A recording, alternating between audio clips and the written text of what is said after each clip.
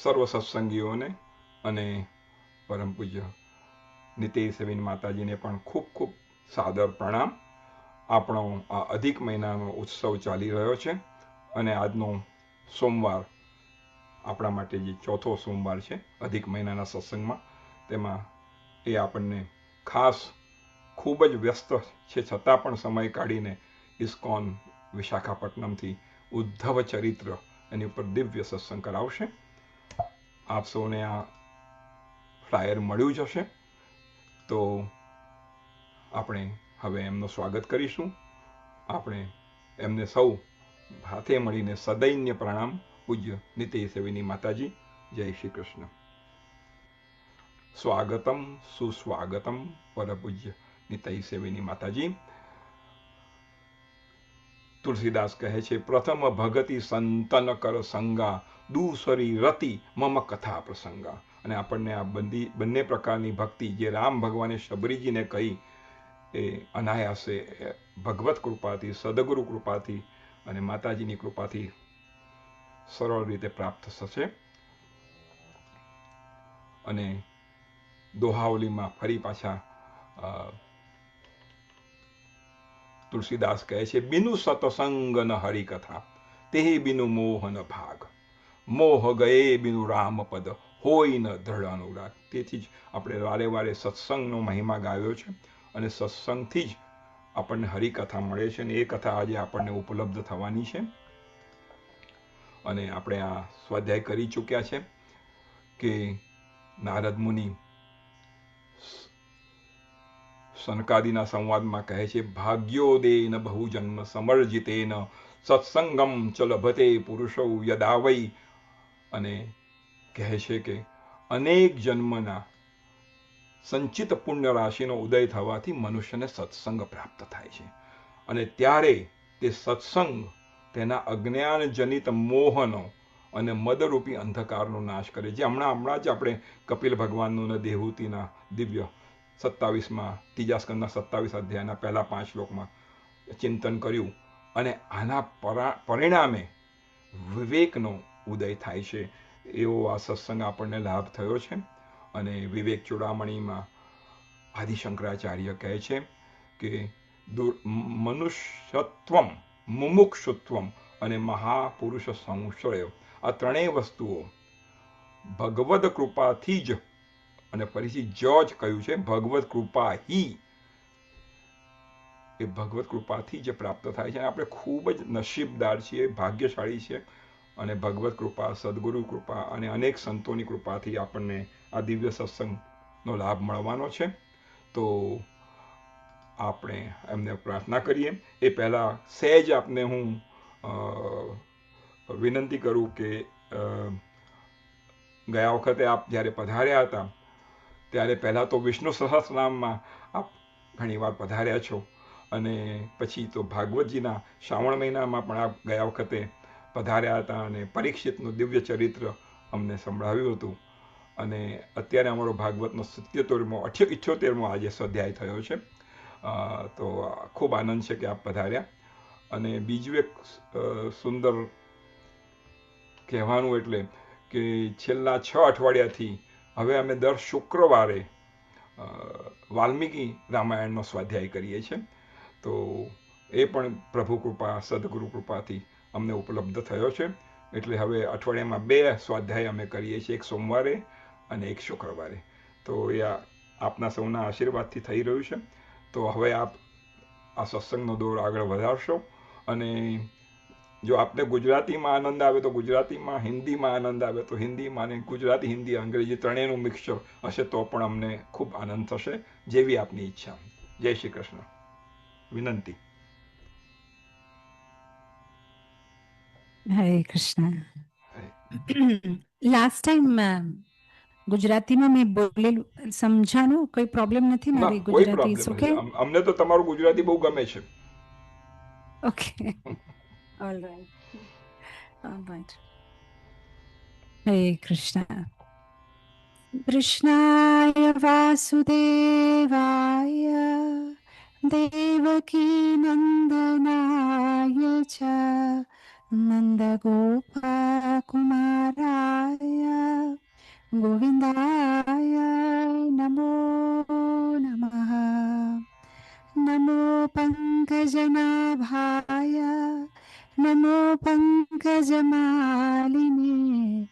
नमो पङ्कजनेत्राय नमस्ते पङ्कजाङ्घ्रि। हे कृष्ण करुणा सिन्धु दीनबन्धु जगत्पते गोपेश गोपिकान्त राधाकान्त नमोऽस्तुते। तप्तकाञ्चन गौराङ्गी राधे वृन्दावनेश्वरी वृषभानुसुते देवी प्रणमामि हरिप्रिये। जय श्री कृष्ण चैतन्य प्रभु नित्यानन्दा श्री अद्वैत गदाधरा श्रीवासादि गौरभक्तवृन्दा। हरे कृष्णा कृष्णा कृष्णा हरे हरे हरे राम राम राम हरे हरे। ॐ अज्ञानतिमिरान्धस्य ज्ञानाञ्जनशलाकया चक्षुरुन्मिलितं येन तस्मै श्रीगुरवे नमः। जगद्गुरु श्रील प्रभुपाद की जय। સર્વ વૈષ્ણવોને મારા પ્રણામ. હરે કૃષ્ણ. ગુરુદેવની જય. સો અસેમ્બલ ડિવોટીઝ બધા જે ઝૂમમાં જોઈન થયા છે બધાને મારો પ્રણામ. તો આજે આપણે એક ખૂબ સુંદર ટોપિક, પ્રભુજી મ્યુઝિક ઓલું કરી દો ને, મ્યુઝિક ઓફ કરી દો. હા, ઓકે. હરે કૃષ્ણ. તો આજે આપણે એક બહુ જ સરસ સુંદર ટોપિક ઉપર ડિસ્કસ કરવાના છીએ, ઉદ્ધવજીનું ચરિત્ર. ઇનફેક્ટ થોડા દિવસ પહેલા જ ઉદ્ધવજીનો જે હજી એક અવતાર જે આવે છે કલિયુગમાં, સુરદાસજી, એમના ઉપર બી મેં રિસેન્ટલી ક્લાસ આપેલો, and I am very happy today to speak about ઉદ્ધવજી. તો સૌથી પહેલાં તો ઉદ્ધવજી શ્રીમદ ભાગવતમમાં જે એક પ્રાર્થના કરે છે ગોપીઓના ચરણ ધૂલીને પ્રણામ કરતા, એ એક શ્લોક આપણે બોલીને આજનો આપણે પ્રસંગ સ્ટાર્ટ કરશું. વંદે નંદવ્રજાસ્ત્રીનામ પાદરેણુમ અભિક્ષનાશા યાશમ હરિ કથોદ્ગીતમ પુનાતિ ભુવનાત્રયમ. વંદે નંદવ્રજસ્ત્રીનામ પાદરેણુમ અભિક્ષનાસઃ યાશામ હરિ કથોદ્ગીતમ પુનાતિ ભુવનાત્રયમ. તો આમાં ઉદ્ધવજી કહે છે કે સૌથી પહેલાં તો હું ગોપીઓને ચરણ ધૂલીને બાર પ્રણામ કરું છું, અને એમના મુખથી જ્યારે ભગવાન કૃષ્ણની કથોદ્ગીતમ, કેવું કોઈ ભગવાન કૃષ્ણના ગુણગાન કે લીલા સાંભળે છે તો એ ત્રિલોક ભુવન, આખા ત્રણેય લોકોમાં બધાને પવિત્ર કરે છે. તો with that we start Uddhav ચરિત્ર ટુડે. અને ઉદ્ધવજી ઇઝ વેરી સ્પેશિયલ. આગળ આપણે જોઈએ તો ઇવન ઉદ્ધવ ગીતામાં ભગવાન કહે છે કે હું કિમ પુરુષોમાં હનુમાન છું, ને ઘાસમાં હું કુશાઘાસ છું, ને જેવેલ્સમાં હું રૂબી માનિક છું, અને વિદ્યાધરોમાં હું સુદર્શન છું, અને ભક્તોમાં હું ઉદ્ધવ છું. તો ભગવાનને અતિશય પ્રિય જે ભક્ત છે ઉદ્ધવ, આજે આપણે એમની ચર્ચા કરશું. ઇનફેક્ટ 2-3 દિવસ પહેલાં અમે લોકો, હું ને મારી જે અસિસ્ટન્ટ છે જ્યોતિ, અમે બે સ્કૂલે જતા હતા, આયરાને સ્કૂલ હિયર ઇન વિશાખાપટ્ટનમ. તો રસ્તામાં એક કોઈ ગુજરી ગયા હતા, તો એમના મૃત શરીરને એ લોકો ખંભા ઉપર 4 જણા લઈને જતા હતા. તો હું જ્યોતિને કહેતી હતી, મેં કીધું મારે વજન ઓછો કરવો પડશે ક્યાંક, એટલે મને કાંઈ થઈ જશે તો આટલા 4 લોકોને આપણને ઉપાડીને લઈ જવા પડતા હોય તો કેટલું ભારી પડે. તો જ્યોતિ કહેતી હતી કે તમે શું કામ આવું બોલો છો, તમે તો હજી ઘણા નાના છો, તમે શું કામ મરણની વાત કરો છો. તો હું એને કહેતી હતી કે નાના મોટા એજની વાત નથી, મરણ ક્યારે બી આવી શકે. જીવનમાં આપણે જે બી જોઈએ છે આપણી આસેપાસે, લાઈક નિયર બાય આપણા લાઈફમાં જે બી ચાલતું હોય, એવરી ટાઈમ આપણે we should take it as a નિમિત્ત ફોર ટ્રાન્સફોર્મેશન. આપણા જીવનને બદલાવા માટે કે પરિવર્તન લાવવા માટે, આપણા જીવનમાં જે બી ઘટના ઘટે છે, આપણી પાસે જે બી થાય છે, એને આપણે ઓલ ધ ટાઈમ લેસનની જેમ લેવું જોઈએ. તો એનાથી મને એક સરસ થોટ્સ આવ્યા અને પછી મેં મારા ડાયરીમાં નોટ ડાઉન કર્યું કે એવી કેટલી બધી વસ્તુ છે આપણા જીવનમાં જે આપણા જીવનમાં પરિવર્તન લાવવાનું નિમિત્ત કારણ બને છે. તો અત્યાર સુધી તો મને 8 કારણ મળ્યા છે, હજી ઘણા એડ થતા જ હશે મારા ડાયરીમાં. તો એક તો મેં વિચાર્યું કે કોઈક વાર કોઈ જ્યારે આપણને ઉપદેશ આપે, જેમ આપણે લાઈક એ ઇન્સ્ટ્રક્શન, જેમ આપણે જોઈએ નૈમિષારણ્યમાં સૂત ગોસ્વામીએ જે ઉપદેશ આપ્યા એનાથી જે બધા સાધુઓ હતા એ લોકોના જીવનમાં ચેન્જ આવ્યો. તો ઘણીવાર કોઈનો ઉપદેશ સાંભળો તો આપણા જીવનમાં ચેન્જ આવી શકે. કોઈક વાર ઇશ્યુ, આપણા લાઈફમાં કઈ સમસ્યા, જેમ આપણે ભાગવતમાં જોઈએ ચિત્રકેતુ મહારાજ, એમના જીવનમાં સમસ્યા હતી.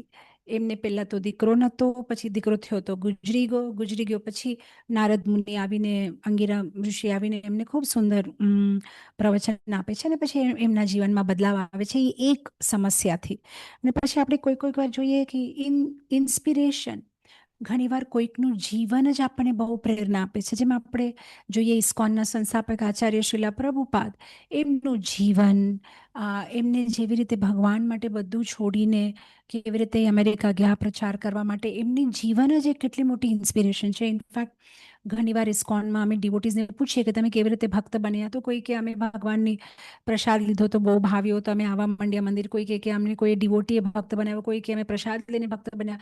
બટ મારા પર્સનલ લાઈફમાં હું ઇસ્કોનમાં આવી ઓનલી બિકોઝ પ્રભુપાદનું ચરિત્ર, પ્રભુપાદનું જે બાયોગ્રાફી હતી એને મને ખૂબ પ્રેરણા આપી કે આટલી મોટી ઉંમરમાં કોઈ આખું ઘર બહાર છોડીને ભગવાન માટે આટલું બધું કરી શકે, તો આપણે કેમ થોડું કાંઈક ભારત ભૂમિમાં જન્મ લઈને કેમ આપણે કાંઈ ના કરી શકીએ. તો ઘણીવાર આપણને કોઈની જીવનથી પ્રેરણા મળી શકે, ઘણીવાર ઇમ્પોસિબિલિટીઝ, ઘણીવાર એવું બધી અસંભવ પરિસ્થિતિ જીવનમાં આવે જેનાથી કોઈને ઇન્સ્પિરેશન મળી શકે કે ના મારે ભક્તિ કરવી જોઈએ. જેમ કુંતી દેવીના જીવનમાં એમના હસબન્ડ ગુજરી ગયા પાંડુ રાજા, અને પછી એમને ધૃતરાષ્ટ્રના ઘરમાં રહેવું પડ્યું, અને ત્યાં પછી કેટલી બધી સમસ્યાઓનું એમને ફેસ કરવું પડ્યું. એન્ડ આ બધી ઇમ્પોસિબિલિટીઝમાં એમને કૃષ્ણનું શરણ લીધું અને એમને એ ઇમ્પોસિબિલિટીઝથી એમને ઇન્સ્પિરેશન મળ્યું કે મારા તો ખાલી કૃષ્ણ જ છે આ દુનિયામાં, જે મારા ઓન લાઈક મારા હસબન્ડના જે ઓન બ્રધર છે એ જ અમને મારવાની કોશિશ કરે છે, એટલે આ દુનિયામાં તો આપણું કોઈ જ નથી એક્સેપ્ટ કૃષ્ણ. એટલે દેટ ગેવ ફર ઇન્સ્પિરેશન. ઘણીવાર ઇન્ટરેક્શન, આપણે ભાગવતમાં જોઈએ કે દક્ષ પ્રજાપતિના જે દીકરાઓ હતા એમની હારે નારદ મુનિ જ્યારે એક કોન્વર્ઝેશન કરે છે અને એમને આખું જીવન બદલી જાય છે અને કે છે ને હવે અમને નથી છોકરાઓ પ્રોડ્યુસ કરવા, અમે બસ ભગવાનની ભક્તિ કરશું, અને પછી લોકો તપસ્યા કરીને ભગવત ધામ નીકળી જાય છે. તો ઘણીવાર કોઈ ખારે આ એક કોન્વર્ઝેશન આપણું જીવન બદલી શકે છે, કોઈ ક્યારે એક સત્સંગ આપણું જીવન બદલી શકે છે. ઘણીવાર ઇન્ક્રિમેન્ટલ, ઇમિડિયેટલી ન બી બદલે તો પણ ધીરે ધીરે આપણે સુધરતા જઈએ છીએ. જેમ આપણે મૃગારી શિકારીની કથા આવે છે, કેવી રીતે નારદ મુનિ એમને ધીરે ધીરે સુધારે છે. પહેલાં તો એ કહે છે કે હું શિકાર કરવાનું બંધ કરી દઈશ અને આ બધા એનિમલ્સને મારવાનું બંધ કરી દઈશ, તો પછી હું કેવી રીતે, મારું રોટી કપડાં મકાન શું થશે? અને પછી નારદ મુનિ કહે છે કે કાંઈ ચિંતા નહીં કર, તું ભગવાનની ભક્તિ કરે ને જો બધા તને પ્રોવાઈડ કરશે. અને પછી દેટ્સ વોટ હેપન્સ, એ બધું છોડી દે છે. અને જ્યારે બધાને વિલેજમાં ખબર પડે છે, નિયર બાય વિલેજીસમાં કે આવી મૃગારી તો ભક્ત બની ગઈ છે, તો બધા આવીને એને કાંઈ ને કાંઈ રાઈસ ને દાળ ને પ્રસાદ આપે છે. તો એને હવે પહેલાં કરતાં એની પાસે વધારે બધું લાઈફમાં હોય છે. તો ઘણીવાર ધીરે ધીરે આપણા લાઈફમાં ચેન્જ આવે છે. ઘણીવાર બાય ઇન્ટેન્સિટી, જેમ આપણે ભાગવતમાં જોઈએ, જે ધ્રુવ મહારાજની એક તીવ્ર ઈચ્છા હતી કે મને તો મારા પિતાજી કરતાં બી મોટો રાજ્ય જોવે જ છે,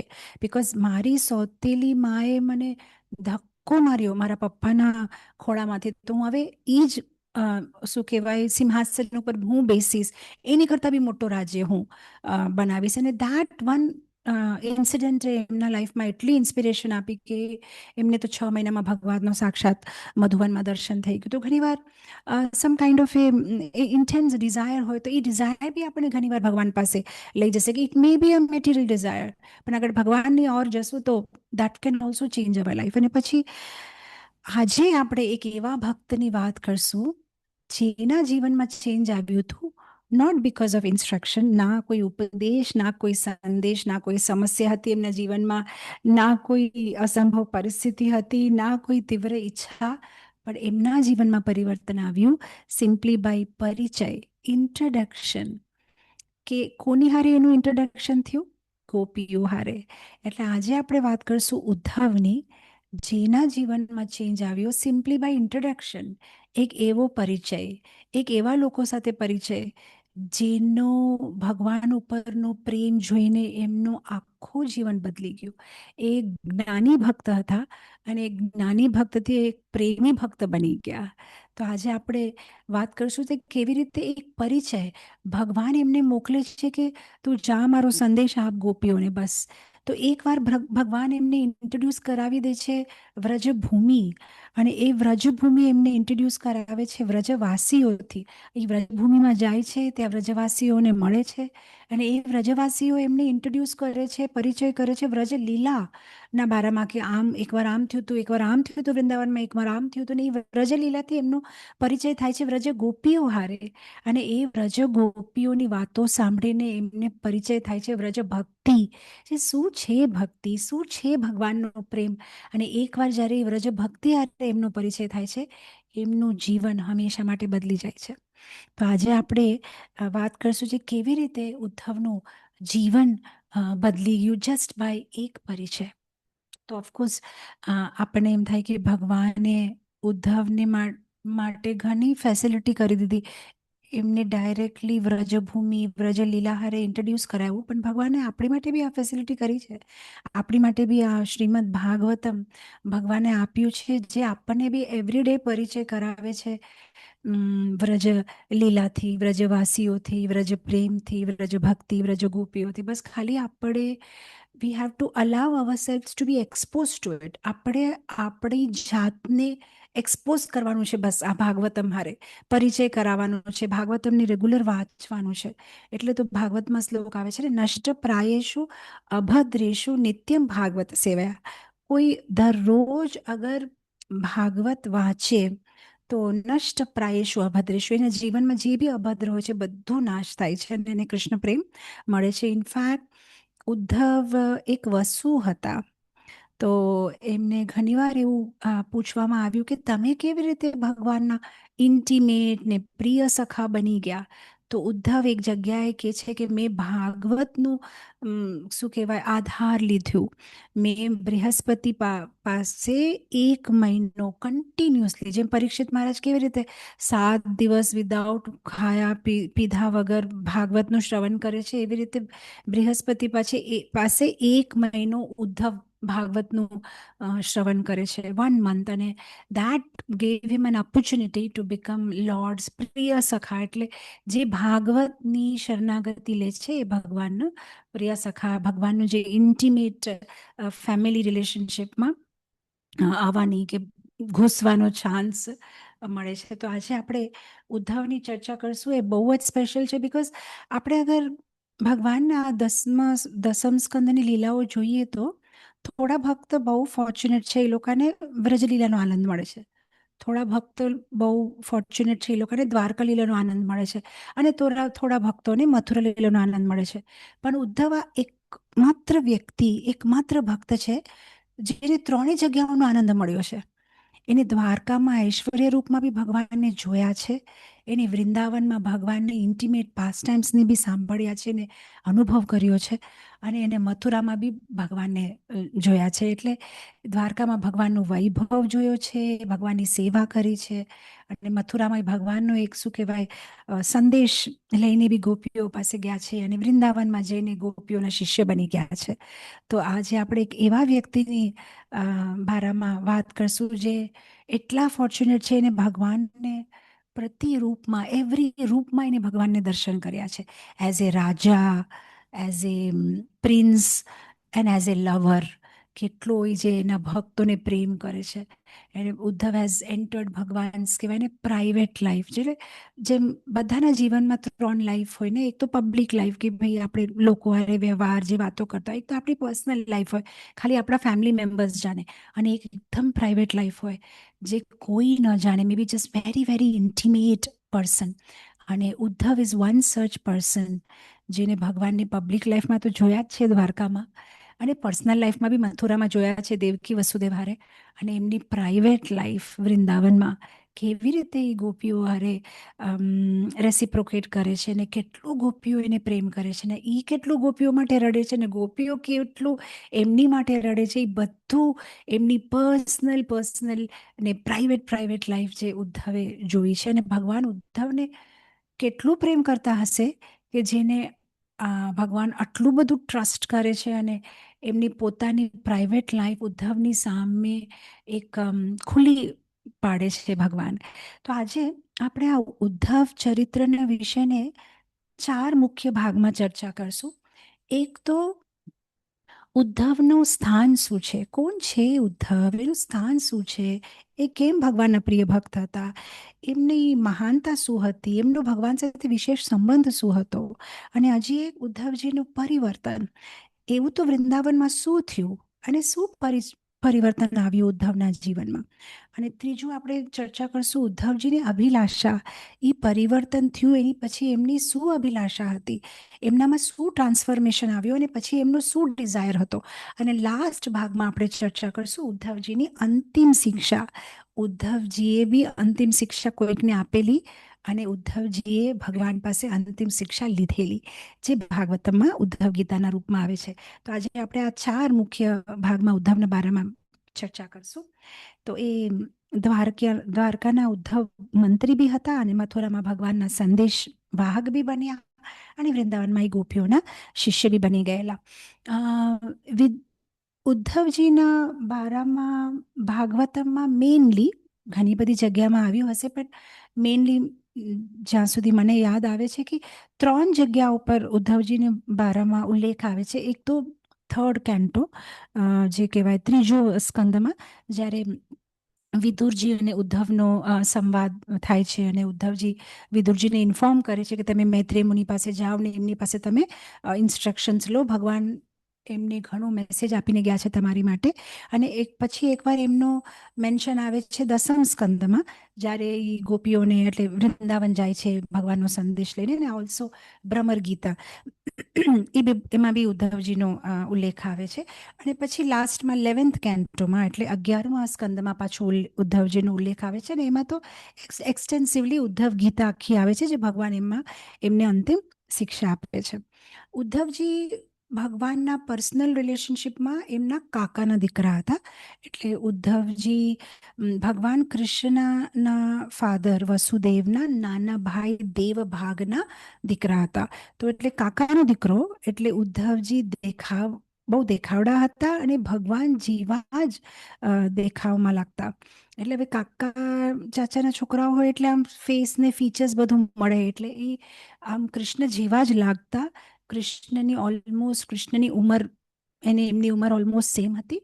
અને ઉદ્ધવજી કૃષ્ણના પહેરેલા કપડાં પહેરતા, એમને કૃષ્ણ હારે વિશેષ પ્રેમ હતો. એ કૃષ્ણ હારે રમતા, કૃષ્ણના બારામાં સાંભળતા અને કૃષ્ણ જેવા કપડાં પહેરતા અને કૃષ્ણ જેવું જ મુકુટ ને કૃષ્ણએ જે પહેરેલા કપડાં હોય એ પહેરતાને એમાં એમને ખૂબ આનંદ મળતો. ઇનફેક્ટ ઉદ્ધવજી કૃષ્ણ હારે એટલા અટેચ હતા. ભક્તિ રસામૃત સિંધુમાં રૂપ ગોસ્વામી ઉલ્લેખ કરે છે, જે એકવાર ઉદ્ધવ મથુરામાં ચાલતા ચાલતા એમને એક સુંદરી સ્ત્રી દેખાણી. તો એમને એ સુંદરી સ્ત્રી ઉપર ખૂબ આકર્ષણ થયું. તો એમને એમના મનમાં વિચાર્યું કે મને તો કૃષ્ણ સિવાય કોઈ ઉપર આકર્ષણ થાય નહીં, તો કેવી રીતે મને આ સ્ત્રી ઉપર આકર્ષણ થયું? દેટ મીન્સ આ સ્ત્રી કૃષ્ણ જ છે, અધરવાઇઝ પોસિબલ જ નથી કે મને કોઈ બી વસ્તુ આકર્ષિત કરી શકે આ દુનિયામાં એક્સેપ્ટ કૃષ્ણ. અને સાચે એ સ્ત્રી ભગવાન જ હતા, ભગવાન જ એ રૂપમાં આવેલા એમને ટેસ્ટ કરવા માટે. એટલે રૂપ ગોસ્વામી ઉલ્લેખ કરે છે કે ઉદ્ધવનો ભગવાન ઉપરનો પ્રેમ એટલો શું કહેવાય, એટલો ગ્રેટ હતો કે હી વોઝ કોન્ફિડન્ટ કે અગર મને કોઈ ચીજ અટ્રેક્ટ કરે છે તો એ કૃષ્ણ જ છે, અને અગર આ સ્ત્રી મને અટ્રેક્ટ કરે છે that means she must be Krishna, otherwise મને ભગવાન સિવાય કોઈ બી વસ્તુ અટ્રેક્ટ કરી જ ન શકે. આટલો કોન્ફિડન્સ હતો એમને એમના ભક્તિ ઉપર, અને એટલો એ ભગવાનને પ્રેમ કરતા હતા.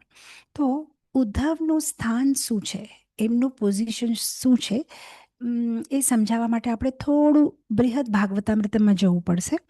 આ બૃહદ ભાગવતામૃત શું છે એટલે, જેમ આપણે કહીએ કે આખા સર્વ વેદાંતનો સાર છે ભાગવતમ, અને ભાગવતમ ઇટસેલ્ફ ઇઝ સાર, અને સારનો સાર છે બૃહદ ભાગવતામૃતમ.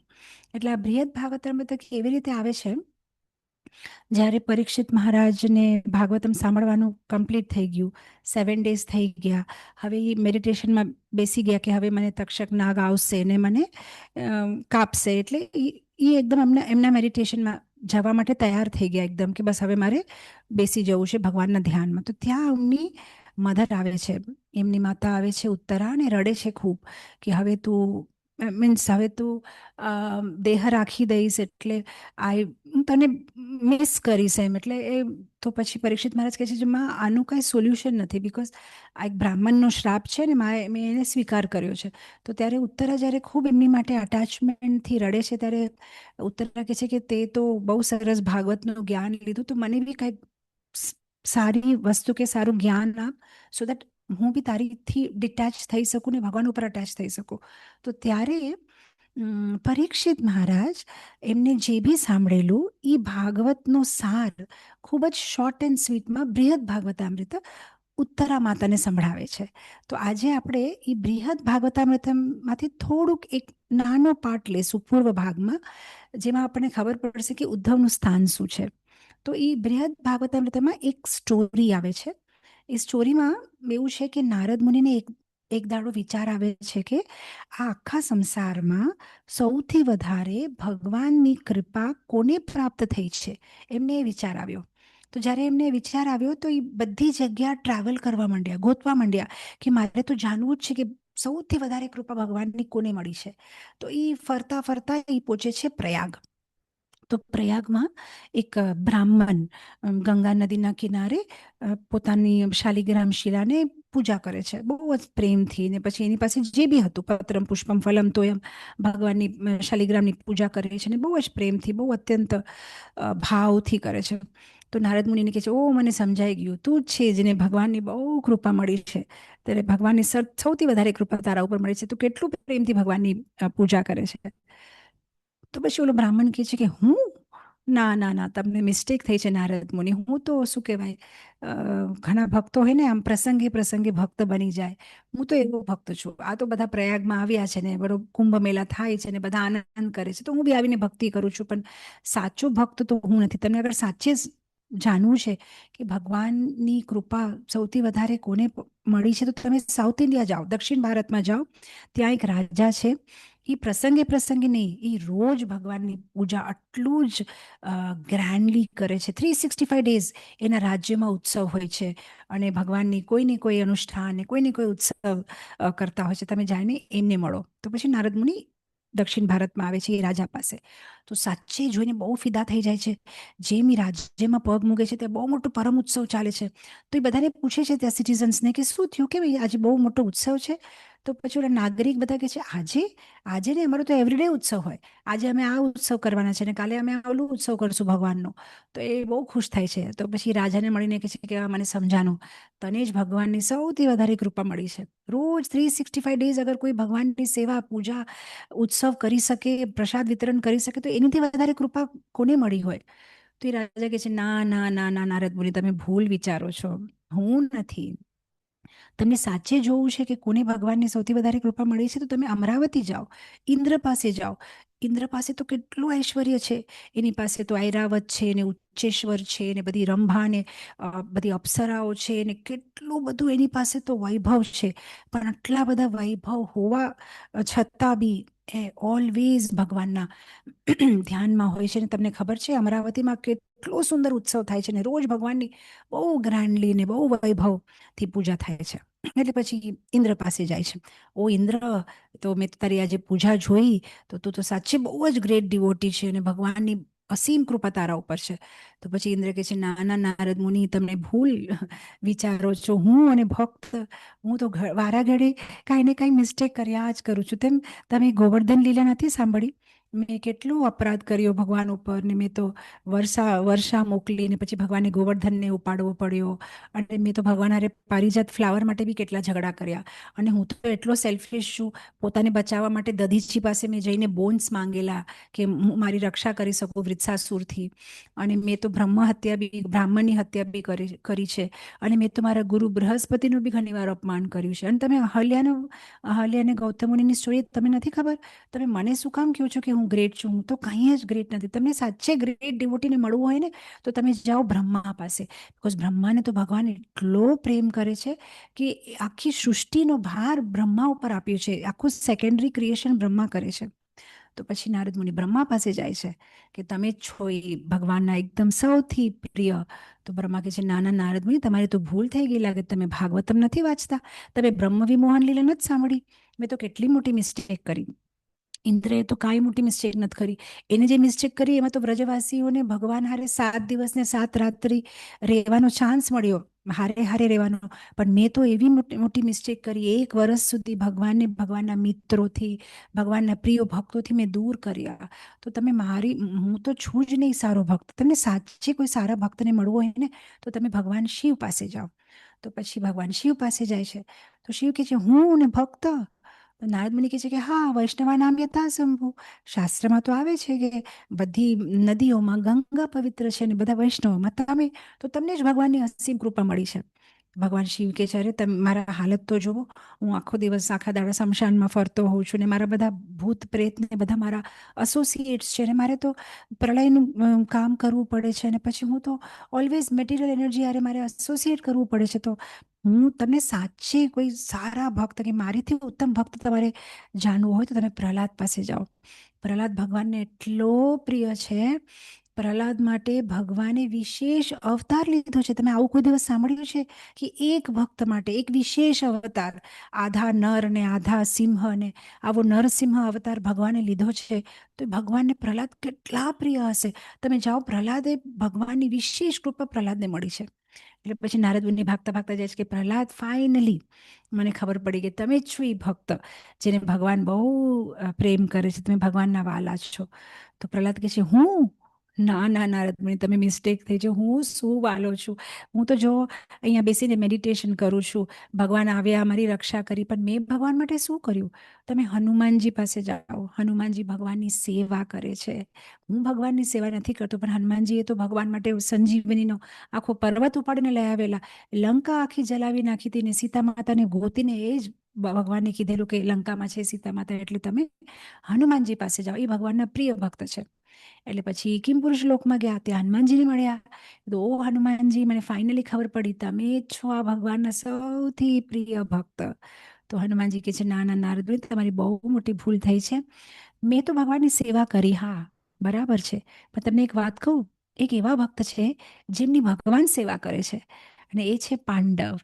અને ઘણીવાર તો ભગવાન એમ કહે છે કે મારા પ્રાણ છે પાંડવ. તો એકચ્યુઅલી પાંડવ છે ભગવાનના સૌથી વાલા ભક્ત. તો તમે એમની પાસે જાઓ. તો પછી પાંડવ પાસે જાય છે, અને પાંડવને કહે છે, મને ફાઇનલી મળી ગયા, તમે જ છો ભગવાનના સૌથી વાલા ભક્ત.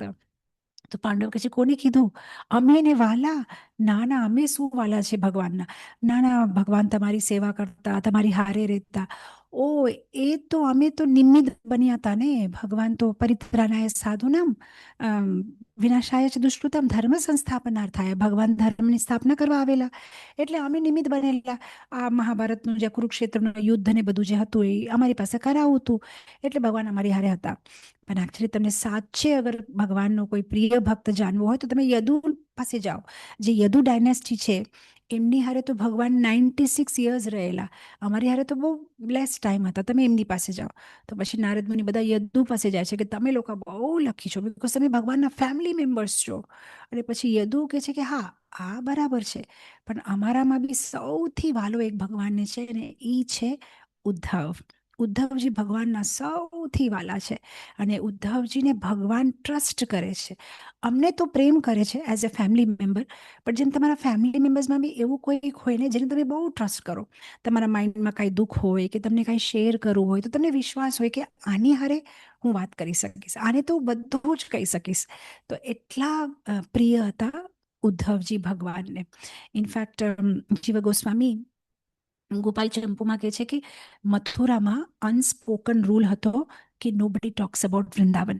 વૃંદાવનની વાત જ નહીં કરવાની, બિકોઝ વૃંદાવનની વાત કરશો તો ક્યાંય કૃષ્ણ રડી પડશે, ક્યાંય કૃષ્ણ યશોદાની યાદ આવી જશે, એટલે કોઈ બી મથુરામાં વૃંદાવનની વાત ન કરતા.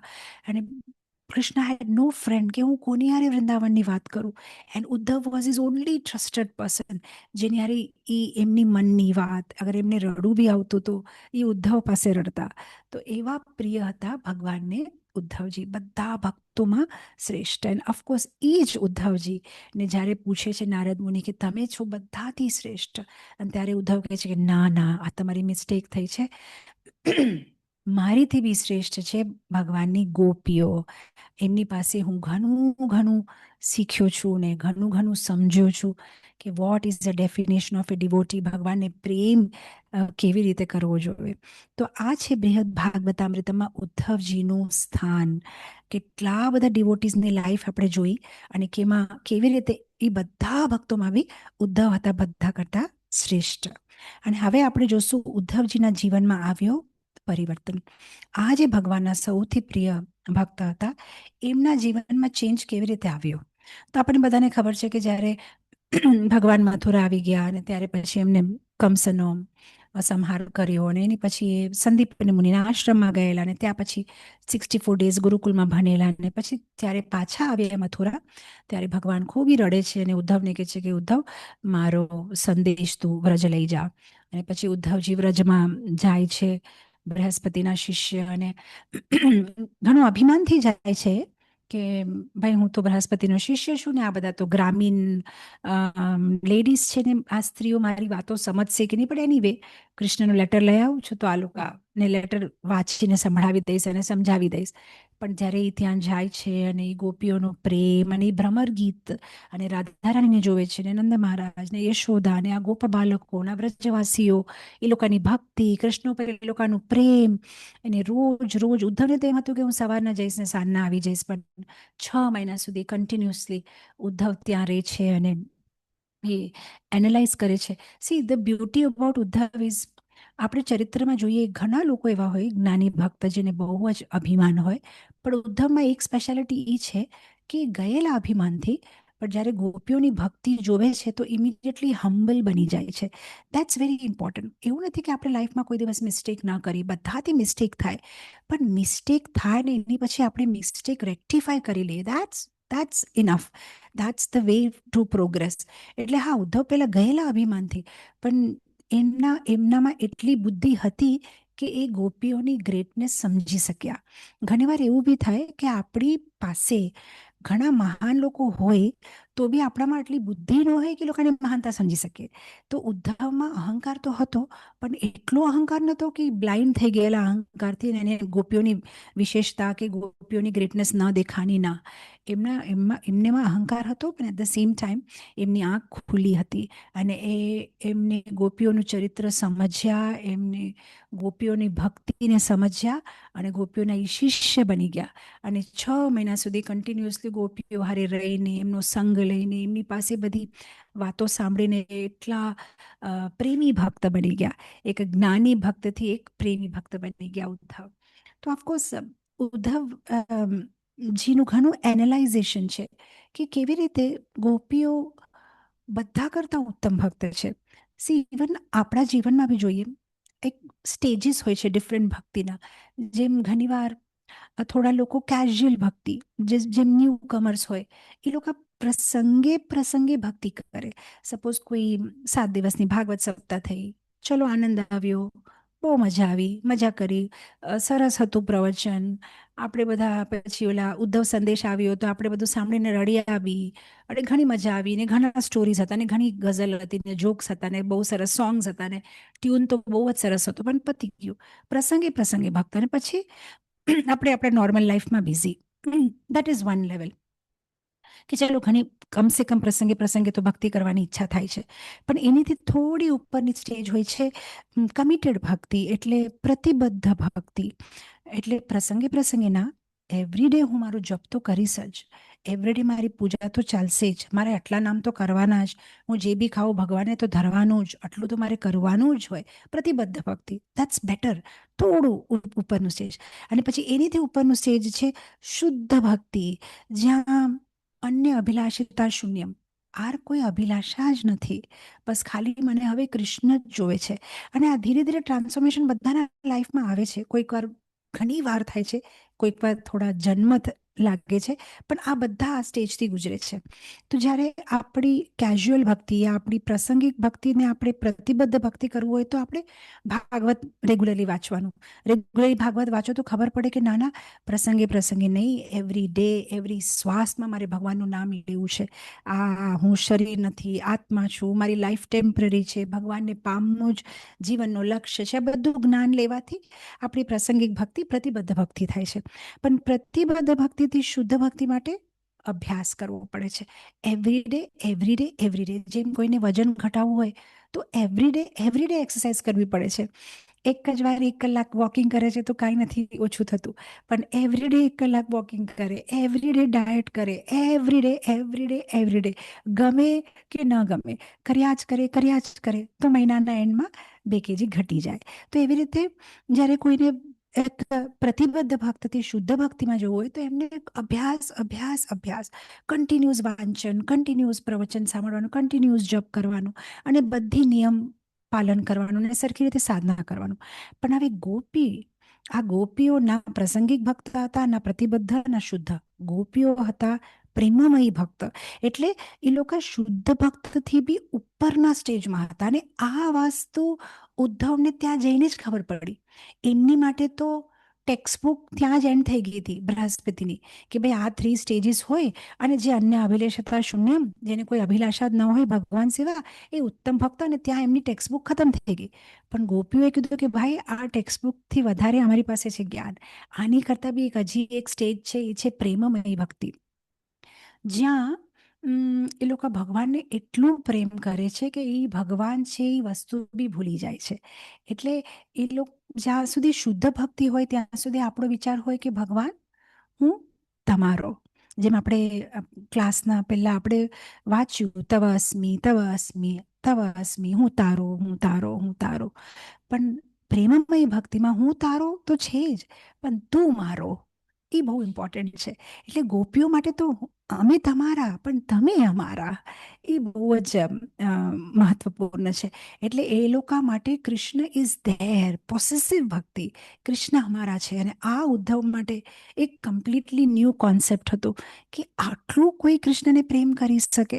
અને કૃષ્ણનો બી એક અલગ જ રૂપ એમને વૃંદાવનમાં જોયો, કે આ ભગવાન જે દ્વારકામાં એમને ભગવાનને જોયા હતા, મથુરામાં એમને ભગવાનને જોયા હતા, પણ વૃંદાવનમાં એમને ભગવાનના દર્શન કર્યા.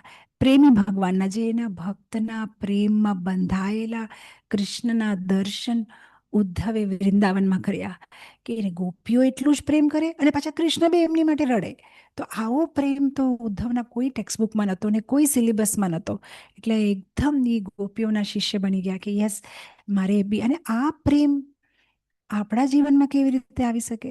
આપણે અગર પ્રાસંગિકથી પ્રતિબદ્ધ બનવું હોય તો ભાગવત વાંચવાનું, અને પછી પ્રતિબદ્ધથી શુદ્ધ બનવું હોય તો અભ્યાસ કરવાનો. પણ હવે શુદ્ધથી પ્રેમમય બનવું હોય તો જે પ્રેમી ભક્તો હોય ભગવાનના, એવા ભક્તોના સંગ કરવાનો.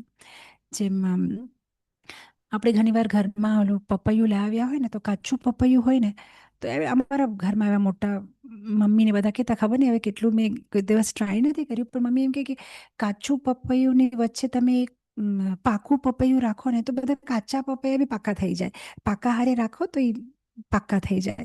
તો એવી રીતે આપણે તો કાચા પપૈયા જેવા જ છે ભક્તિમાં. પણ આપણે જ્યારે સાચા ભક્તોને, પ્રેમમય ભક્તો સાથે આપણે એસોસિએટ કરીએ તો આપણે બી પાક્કા ને સારા ભક્ત બની જાય. અને ઉદ્ધવારે એ જ થયું. એ કાચા પપૈયા હતા, પણ જ્યારે એમને ગોપીઓ વારે એસોસિએટ કર્યું તો એકદમ એ બી પ્રેમમય ભક્ત બની ગયા. અને પછી જ્યારે એ 6 માસ પછી જ્યારે એ પાછા મથુરા વળ્યા, તો સાંજના આવેલા એ મથુરાથી. તો ભગવાન એકદમ આતુર એમને મળવા માટે કે કેમ છે ઉદ્ધવ, ક્યાં છે? અને ક્યાં મળ્યા ઉદ્ધવ? ગોશાલામાં દૂધ કાઢતા હતા ગાયથી. અને પછી ભગવાન હસવા માંડ્યા કે અરે એકદમ જ્ઞાની ભક્તને મેં મોકલેલો ને આ તો એકદમ પ્રેમી ભક્ત બની ગયો, એકદમ વ્રજવાસી બની ગયો. ત્યાં એ ગોપીઓની હારે વાતો કરીને, ગોપીઓને જે ભગવાન ઉપર જે પ્રેમ છે એ બધું સાંભળીને ઉદ્ધવ બી બહુ સરસ એક ભક્ત બની ગયા. ઇનફેક્ટ જીવ ગોસ્વામી બહુ સરસ વ્યાખ્યા કરે છે. એ કહે છે કે આપણે કેમ ગોપી જેવા ભક્ત નથી બની શકતા? બિકોઝ આપણામાં 3 પ્રકારના કપટ છે: ધન કપટ, બલ કપટ અને પ્રેમ કપટ. ધન કપટ એટલે ઘણીવાર એવું થાય કે આપણી પાસે બહુ ધન છે પણ આપણે થોડુંક કૃષ્ણના સેવામાં આપીએ, એ ધન કપટ છે. પણ કોઈક વાર એવું બી હોઈ શકે કે ભાઈ ચલો આપણે ધન કપટ નથી કરતા, આપણી પાસે જે છે બધું ભગવાનને સમર્પિત, મે બી. પણ ધન કપટ નહીં કરતા હોય પણ આપણે બલ કપટ કરીએ, એટલે પૈસા તો આપી દઈએ, ડોનેશન, ચેરિટી, દાન કરીએ, પણ આપણી શક્તિ, આપણી બુદ્ધિ એમાં ન ઉપયોગ કરીએ. એ બધું મારા બિઝનેસમાં હું બિઝી છું, પણ તમને દાન જેટલું જોતું હોય હું આપી દઈશ. તો એ બલ કપટ છે. તમારી જેટલી બુદ્ધિ, તમારી જેટલી બી ચાતુર, તમારી જેટલી બી એક્સપર્ટીઝ છે, તમારે ભગવાન માટે યુઝ કરવાનું. અચ્છા, કોઈ એવું બી હોય ધન કપટ બી નથી કરતો, બલ કપટ બી નથી કરતો, બધી એની બુદ્ધિ, બધું વ્યવહાર કરે છે ભગવાનના સેવામાં, પણ પ્રેમ કપટ. બુદ્ધિ તો વ્યવહાર કરે છે, ધન તો વ્યવહાર કરે છે, પણ પ્રેમ નથી કરતો ભગવાનને. પ્રેમ કપટ. પ્રેમ તો એમની દીકરી ઉપર જ છે કે યા એમની બહુ ઉપર જ છે, પણ પ્રેમ ભગવાન ઉપર નથી, તો એ પ્રેમ કપટ છે. પણ ગોપીઓમાં કોઈ જાતનું કપટ નહોતું. એમનું શરીર બી કૃષ્ણનું, એમનું હૃદય બી કૃષ્ણનું, એમનું મન બી કૃષ્ણનું, એમની પાસે જે હતું બધું કૃષ્ણનું. તો એમનામાં કોઈ જાતનો કપટ નહોતો, એટલે કૃષ્ણ એમને ખૂબ પ્રેમ કરતા. આ સંસારમાં ઘણા બધા ટાઈપના ભક્ત છે, પણ બધાની અલગ અલગ સ્ટેજીસ છે.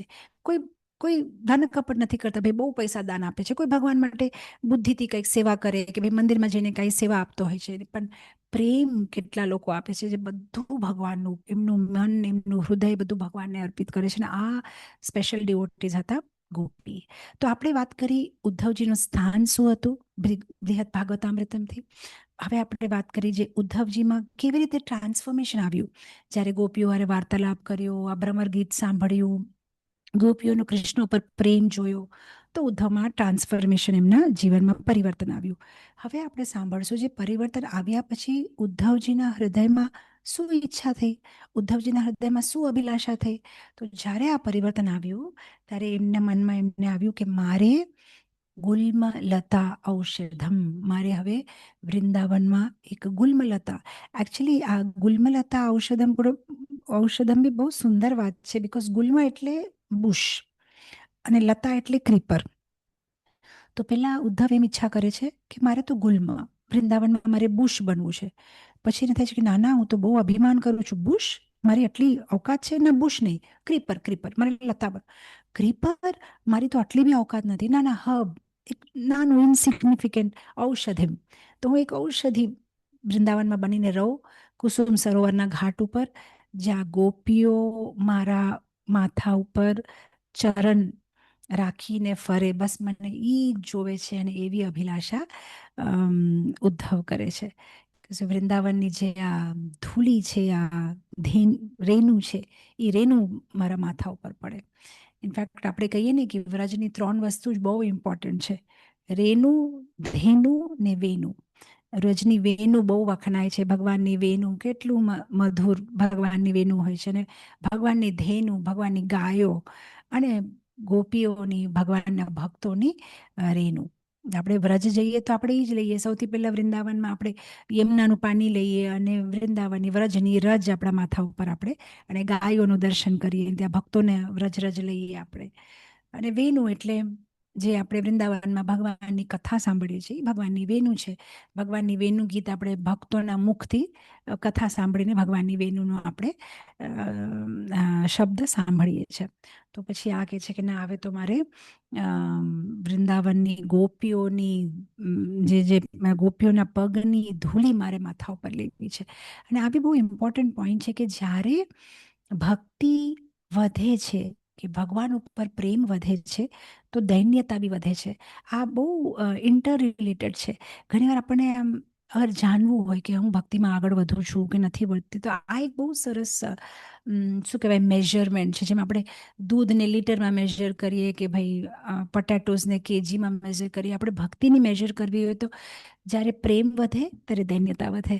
તો જ્યારે ઉદ્ધવનો પ્રેમ વધે છે ત્યારે એની હ્યુમિલિટી બી એટલી વધી જાય છે, એટલા દૈન્ય ભાવમાં આવી જાય છે કે ત્યાં એમ નથી કહેતા કે મારે ગોપી બનવું છે, એમ નથી કહેતા કે મારે ગોપ સખા બનવું છે, એમ બી નથી કહેતા કે મારે વ્રજવાસી બનવું છે, એવું બી નથી કહેતા કે મારે દાસ બનવું છે, કે છે કે મારે ગુલમાં લતા બનવું છે, કે મારા માથા ઉપર ગોપીઓ પગ મૂકે, બસ મને ઈ જ જોવે છે. એટલે જેમ પ્રેમ ભગવાન ઉપર વધે છે એમ એમની દયનીયતા વધતી જાય છે. અને ખૂબ મને ખુશ થાય છે કે મને આવા ભક્તોનું દર્શન મળ્યું જેના જીવનમાં બસ કૃષ્ણ કૃષ્ણ. ઇનફેક્ટ હું પરમ દિવસે જ ભક્તો પાસે એક એક્સરસાઇઝ કરાવતી હતી. એક 10 ક્વેશ્ચન્સ મેં એ લોકોને પૂછ્યા. તો મેં કીધું કે તમારા લાઈફમાં એવી શું વસ્તુ છે જેના ઉપર તમારો આખો ડિસિશન નિર્ભર છે? તો એક ડિવોટી કહેતા હતા માતાજી મની. હવે જેટલા ફાઇનાન્સીસ હોય એના ઉપર હોય, કોઈ કે ના ફેમિલી, કોઈ કે ના પોઝિશન. તો એવા મેં 10 ક્વેશ્ચન્સ બનાવેલા કે કેના ઉપર આપણી લાઈફ નિર્ભર છે. અગર તમારા લાઈફમાં પ્રોબ્લેમ આવે છે તો તમે કેના ઉપર આધાર કરો છો? તો એ બધા ક્વેશ્ચન્સના આન્સરમાં યુઝ્યુઅલી આવ્યું ફેમિલી, જોબ, મની, રિલેશનશિપ્સ. અને પછી મેં એ લોકોને કીધું કે હવે તમે બધા તમારા આન્સર્સ ભૂલી જાઓ અને આ સેમ ક્વેશ્ચન્સ અગર આપણે ગોપીઓને પૂછીએ તો એ લોકોનો આન્સર શું હોય? પછી બધા કહેતા કે માતાજી આ તો 10 ક્વેશ્ચનના આન્સર તો ગોપીઓ તો કૃષ્ણ જ કહેશે. તમે કેની બારામાં ઓલ ધ ટાઈમ વિચારો છો? કૃષ્ણ. તમારા લાઈફમાં કઈ પ્રોબ્લેમ આવે તમે કોની પાસે જશો? કૃષ્ણ. તમારા બધા ડિસિઝન્સ કેના ઉપર આધાર છે? કૃષ્ણ. તમને કોણ સૌથી વધારે ગમે છે? કૃષ્ણ. તો મેં કીધું કે આપણા જીવનનો સાર ઈ જ છે જ્યારે આપણા જીવનના એવરી ક્વેશ્ચનનો આન્સર કૃષ્ણ હશે. હમણાં તો આપણા એવરી ક્વેશ્ચનનો આન્સર કંઈક બીજો જ આવે છે, પણ જે દિવસે આપણા જીવનમાં બી આપણા જીવનના એવરી ક્વેશ્ચનનો આન્સર કૃષ્ણ હશે ત્યારે વી કેન અન્ડરસ્ટેન્ડ કે યસ આપણે we are doing good. Because ઘણીવાર શું થાય છે આપણા સ્પિરિચ્યુઅલ લાઈફને આપણે મેઝર કરીએ બાય મેં કેટલું વાંચન કર્યું, મેં કેટલા જપ કર્યા, મેં કેટલા લોકોને ભક્ત બનાયા, હું શું શું કરું છું. Like it's an external measurement of bhakti, but internal measurement is મારા જીવનના હર પ્રશ્નનો આન્સર શું કૃષ્ણ છે, દેન આઈ એમ પ્રોગ્રેસિંગ. ત્યારે તો I am doing good for myself. હું ભક્તિમાં આગળ વધું છું.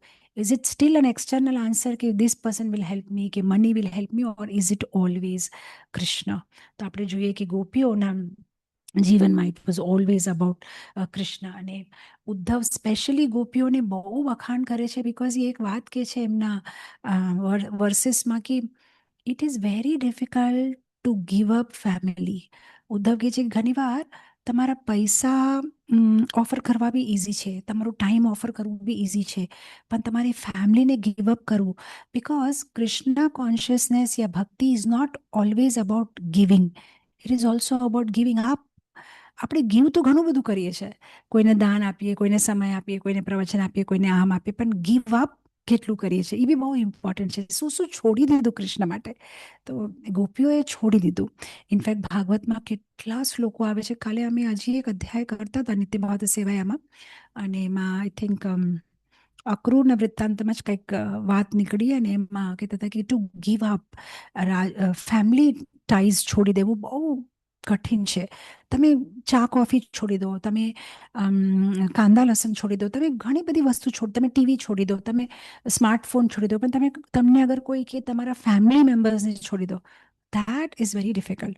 અને ગોપીય એટલે જ પૂજનીય છે because they left family, friends, husband, children બધાને છોડી દે છે. ઇનફેક્ટ ભાગવતમાં એક વૃત્તાંત આવે છે કેવી રીતે જ્યારે યજ્ઞપત્ની બ્રાહ્મણ પત્નીઓ ભગવાન પાસે જાય છે પ્રસાદ લઈને, ભગવાન માટે ભોગ લઈને, તો ભગવાનને બધા ગોપબાલોકો પ્રસાદ લઈને બ્રાહ્મણ પત્નીઓને કહે છે કે હવે તમે ઘરે પાછા વળો. તો એ કહે છે ના ના અમે ઘરે નહીં જઈએ. તો ભગવાન એ લોકોને સમજાવે છે. એક બહુ સરસ શ્લોક આવે છે કે છે શ્રવનાદ દર્શનાદ ધ્યાનમ મયી ભાવ અનુકીર્તનાદ. એ કહે છે કે ના તથા સન્નિકર્ષેન એન્ડ પ્રતિયતા તથો ગૃહાન. તમે ઘર પાછે જાઓ, મારી પાસે બેસીને ભક્તિ નહીં વધે, શ્રવણ કરો, કીર્તન કરો, દર્શન કરો, મારા ઉપર ધ્યાન કરો, એમાં તમારી ભક્તિ વધશે. મારી પાસે બેસીને નથી વધવાની ભક્તિ, તમે પાછા જાઓ. તો આ સેમ શ્લોક જ્યારે ભગવાન ગોપીઓને કહે છે, જ્યારે યજ્ઞપત્નીને કહે છે, એ લોકો માની જાય છે, હા ઓકે, અને સાંભળે છે ને ઘરે વયા જાય છે. પણ જ્યારે આ સેમ શ્લોક ભગવાન ગોપીઓને કહે છે, ગોપી ગીતની પહેલાનું વૃત્તાંત છે આ રસપંચ અધ્યાયમાં, રાસલીલાની પહેલા, તો ગોપીઓ નથી સાંભળતી કે તમે જ અમારા સર્વસ્વ છો, અમારું કોઈ ઘર નથી, કોઈ હસબન્ડ નથી, તમે અમારા બધું તમે જ છો. તો that is why gopis were considered a very great devotees, because family ties ને છોડવું બહુ મુશ્કેલ છે. ઘણી વસ્તુ આપણે લાઈફમાં છોડી શકીએ, બટ ફેમિલી ટાઈઝ ના છોડી શકીએ. તો ગોપીઝ વેર નોટ ઓનલી ફિયરલેસ, એ લોકો ભગવાન ઉપર એટલો વિશ્વાસ હતો કે કૃષ્ણ એ અમારા, અમે તમારા, અને કૃષ્ણ અમને બધી પરિસ્થિતિઓમાં, એ રાતના એમના ઘર બહાર છોડીને રાતના અંધારામાં જ્યારે ગોપીઓ એ રાસલીલા માટે આવે છે, ત્યારે કૃષ્ણ કહે છે તમને ડર નથી લાગતું? એ તમે બધું છોડીને આવી ગયા, સારા કુટુંબની મહિલાઓ, તમે કેમ અહીંયા આવ્યા છો રાતના મને મળવા માટે? અને ગોપીઓ બધું છોડીને ફિયરલેસલી ભગવાન પાસે પહોંચી જાય છે, સરેન્ડર્ડ. તો they were not only fearless, they were also flexible. Flexible means ઘણીવારના ભક્તિમાં આપણે બહુ કમ્ફર્ટેબલ થઈ જઈએ અને આપણી એક એક્સપેક્ટેશન થઈ જાય ભગવાન પાસે કે મને આ ફેસિલિટીઝ અને આવી રીતે જ થવું જોઈએ મારા લાઈફમાં, then only I am comfortable. But Krishna હારે you can never be comfortable, because Krishna તો એવરી 10 મિનિટ્સમાં આખો પ્લાન જ ચેન્જ કરી નાખે. કોઈક વાર આપણે આમ સરખા વયા જતા હોય ભક્તિમાં, પણ એ એવી રીતે આપણા લાઈફમાં કંઈ ચેન્જ લઈ આવે કે આપણે સડનલી ડિવાસ્ટેટેડ થઈ જાય કે આ શું થયું મારા લાઈફમાં, આવું તો મેં એક્સપેક્ટ જ નહોતું કર્યું. અને પછી એવા ટાઈમમાં કૃષ્ણ આપણી એવી ટેસ્ટ લે કે આપણે કૃષ્ણના પ્લાન ફોલો કરવા માટે રેડી છે કે નહીં, અને that is the real test. અને આ ગોપીમાં આ ફ્લેક્સિબિલિટી હતી. They are ready to change themself according to Krishna's plan. કાલે કે પરમ દિવસે જ હું કોઈ ક્લાસમાં કહેતી હતી કે બધા પ્રાર્થના કરતા હોય છે, તો ગાંધીજીને જ્યારે કોઈ પૂછેલું કે તમે શું કામ પ્રાર્થના કરો છો, તમે રેગ્યુલરલી પ્રાર્થના કરશો તો ભગવાન તમારી બધી વાત સાંભળી લેશે? તો ગાંધીજી કીધું કે હું પ્રાર્થના એટલે નથી કરતો કે ભગવાન મારી વાત સાંભળે, હું પ્રાર્થના એટલે કરું છું કે ભગવાનની બધી ઇન્સ્ટ્રક્શન હું ફોલો કરી શકું એવી શક્તિ મને ભગવાન આપે. So it's not, bhakti is not about trying to change Krishna's plan or making Krishna agree to our plan. Bhakti is to accept Krishna's every plan. એટલે આપણે એટલે નથી ભક્તિ કરતા કે કૃષ્ણ પ્લીઝ મારું આ પ્લાન છે, પ્લીઝ આને સક્સેસફુલ કરો. આપણે એટલે ભક્તિ કરીએ છીએ કે કૃષ્ણ તમારો જે પ્લાન છે એ હું ફોલો કરી શકું, એ શક્તિ મને આપજો. મારે તમારો પ્લાન ચેન્જ નથી કરવો. તમારો પ્લાન પરફેક્ટ છે કૃષ્ણ, બિકોઝ તમે પરફેક્ટ જ છો, પણ તમારો જે પ્લાન છે એ હું ફોલો કરી શકું, બસ એ શક્તિ મને આપજો. અને આ ગોપીઓની બ્યુટી હતી. They wear so flexible. આપણે અગર જાણવું હોય કે આપણે ભક્તિમાં આગળ વધીએ છીએ તો we should check our selves, are we flexible, કે આપણે કમ્પ્લેન કરીએ છીએ કે why did this happen to me, or we are very flexible. Krishna, this is your plan, okay fine, I change my plan, no problem. તમારો plan આ છે મારી માટે, તો ચલો તમારા પ્લાનને જ ફોલો કરીએ, હવે જોઈએ નેક્સ્ટ આપણા લાઈફમાં શું થવાનું છે. તો those who are devotees, they are very flexible. જેમ આપણે કહીએ ને ઘણી વાર કોઈ રેગ્યુલરલી યોગા કરે કે કોઈ રેગ્યુલરલી જીમ કરે તો એ લોકોની બોડી બહુ ફ્લેક્સિબલ હોય. આમ બી હાથ કરી નાખે ને પછી આમ આખું નીચે કરી નાખે ને શીર્ષાસન કરી નાખે ને આપણે કહીએ કે અરે તમે બહુ ફિઝિકલી ફિટ લાગો છો, એકદમ આમ તેમ વળો છો. અને આપણે સ્પિરિચ્યુઅલી ફિટ કેવી રીતે થઈ શકીએ? જ્યારે આપણે ભગવાનના બધા પ્લાનને એક્સેપ્ટ કરીએ. દેટ મીન્સ આપણે સ્પિરિચ્યુઅલી ફિટ છે એકદમ.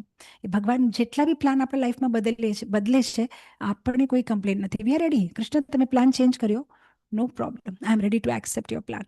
તો એ ગોપીઓની ક્વોલિટી હતી. They were fearless, they were flexible, and they were fully available ભગવાન માટે એવરી સિચ્યુએશનમાં. ઇનફેક્ટ અમારા ડિવોટીઝ હારે સન્ડે પ્રવચન ચાલતું હતું તો બધા વખતો કે માતાજી અમે બી ફુલ્લી અવેલેબલ છે કૃષ્ણ માટે. તો મેં એ લોકોને એક એવો ટ્રિક ક્વેશ્ચન પૂછેલો. મેં કીધું ઓકે, તમે કહો છો ને ફુલ્લી અવેલેબલ, તો હું તમને 2 ઓપ્શન્સ આપું. એક ઓપ્શન તમારા લાઈફમાં કે તમે લાઈફમાં ભગવાન બહુ સક્સેસફુલ બનાવશે, તમે મેટિરિયલી બી સક્સેસફુલ, તમારી ભક્તિ બી સરસ ચાલશે, તમારા છોકરાઓ, તમારું હાઉસ, એવરીથિંગ પરફેક્ટ, અને આ લાઈફ પરફેક્ટલી જીવ્યા પછી તમે ભાગવત ધામ વયા જશો. કેવું છે આ ઓપ્શન? બધા કે સુપર.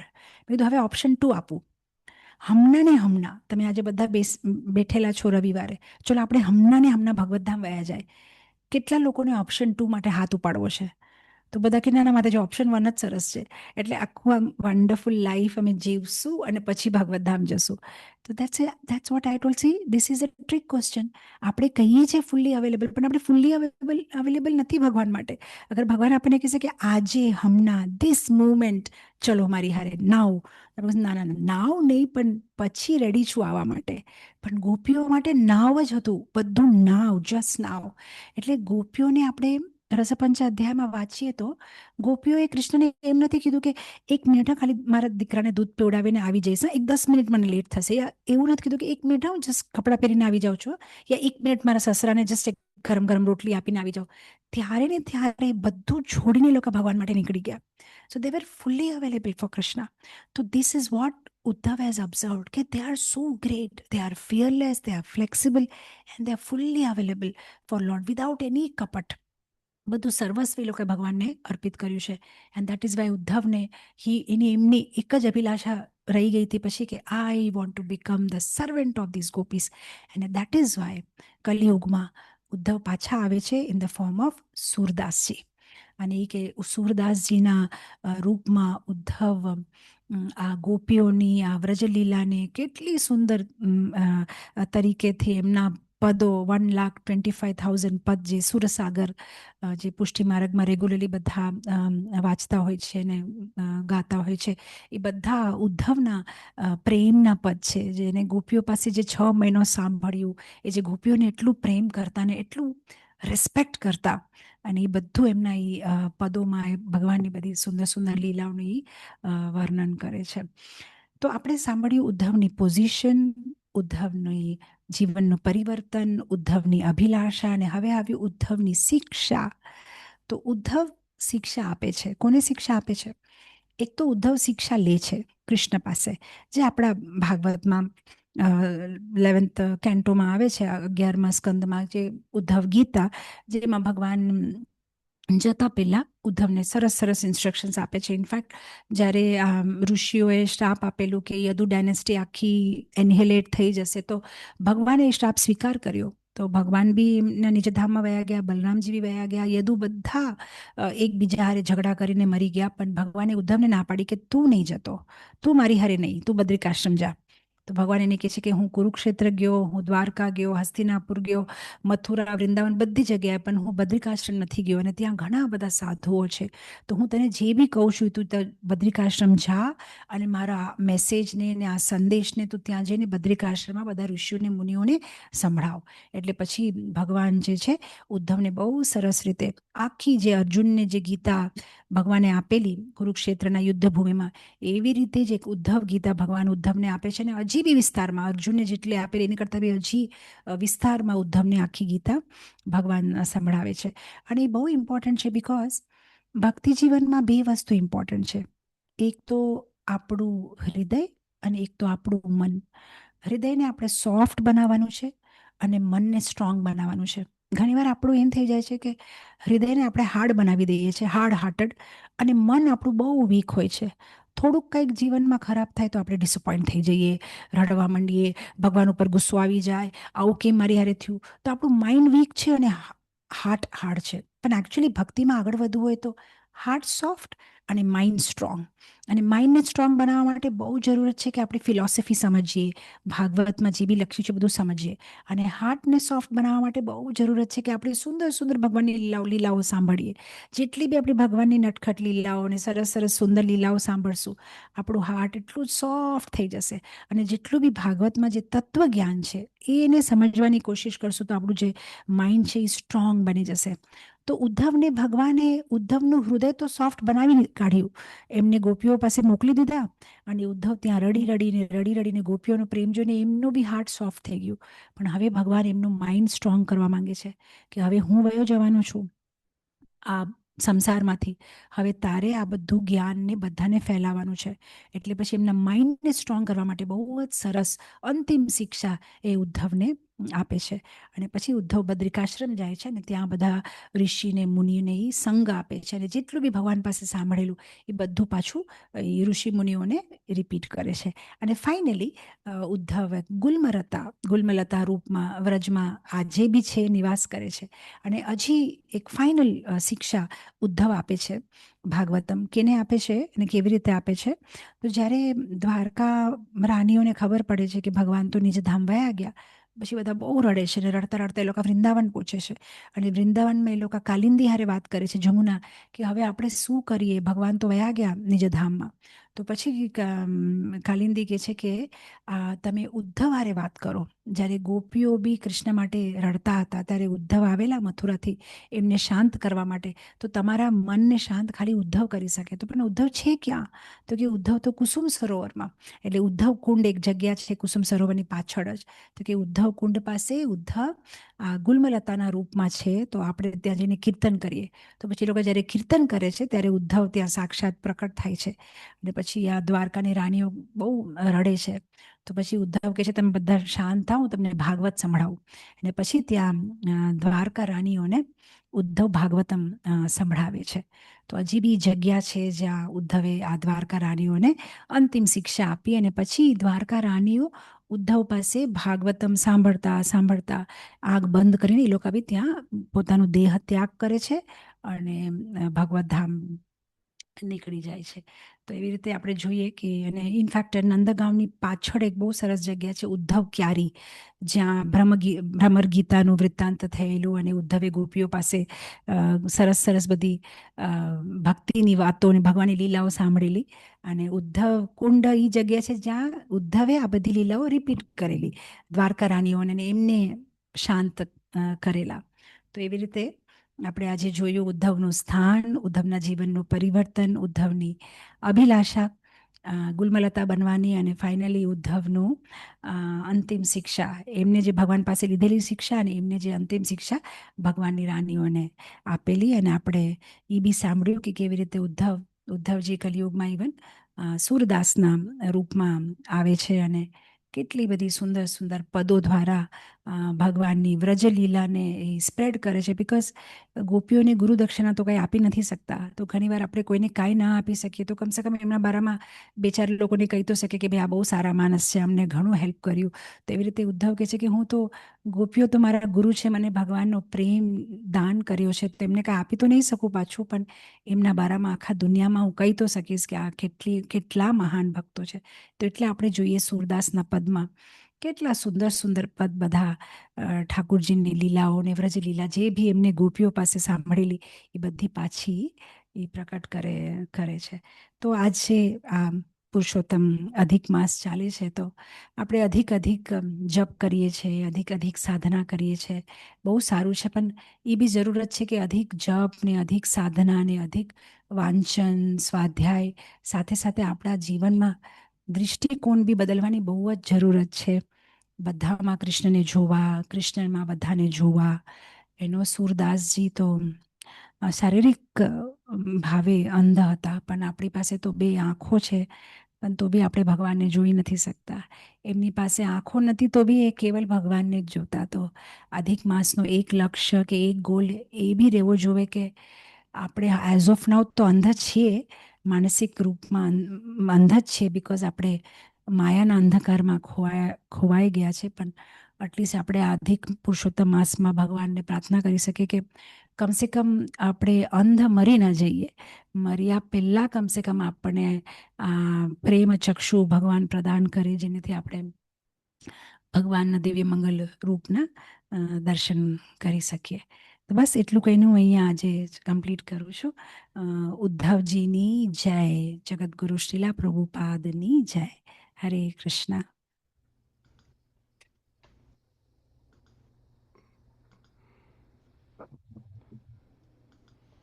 હરે કૃષ્ણ. જય શ્રી કૃષ્ણ. ખૂબ જ અદ્ભુત અને ખૂબ સુંદર રીતે ઉદ્ધવ ચરિત્ર આપે અમને સંભળાવ્યું, અને ગોપીનું પણ એની સાથે જ આટલું દિવ્ય ચરિત્ર અને એમનું દિવ્ય ભક્તિ એની પર પણ અમને ખૂબ સુંદર સત્સંગ કરાવ્યો. એ માટે ખૂબ ખૂબ આભાર. બધા જ સત્સંગીઓ તરફથી હું આપને સાષ્ટાંગ દંડવત પ્રણામ કરું છું અને બધા જ સત્સંગીઓ ખૂબ આનંદમાં છે અને બધા સત્સંગીઓને ખબર જ છે અને આપને પણ ખબર છે કે આપ પાછા સપ્ટેમ્બર 7ના શ્રાવણ માસમાં પધારી રહ્યા છો અને એ વખતે આપણે અક્રૂર સ્તુતિ એ વિષય પર આપ અમને સત્સંગ કરાવવાના છો. એ માટે પણ અમે રાહ જોઈશું જ આપની. અને આટલા બધા વ્યસ્ત, હમણાં જ આપ કાઠમંડુને બધે પણ જઈ આવ્યા, યાત્રા કરી આવ્યા, અમે ઘણા બધા આપના વિડીયો જોયા. તો આટલા બધા વ્યસ્ત ત્યાં ઇસ્કોનમાં, વિશાખાપટ્ટનમમાં અને ઘણી બધી દિવ્ય પ્રવૃત્તિઓમાંથી સમય કાઢીને અમારે માટે આ પધારો છો એ ખૂબ ખૂબ આનંદની વાત છે. આપની ખૂબ કૃપા છે, ભગવાનની કૃપા છે અને સદગુરુની કૃપા છે કે અમને આવો દિવ્ય સત્સંગનો લાભ છેલ્લા 6 વર્ષથી મળે છે અને આવી જ રીતના પધારતા રહેશો એવી અમારી ખૂબ નમ્ર વિનંતી છે. અને એ સાથે જ આપ જો પૂર્ણાહુતિ કરો તો આપણે આ સત્સંગને આગળ પૂરો કરી દઈશું.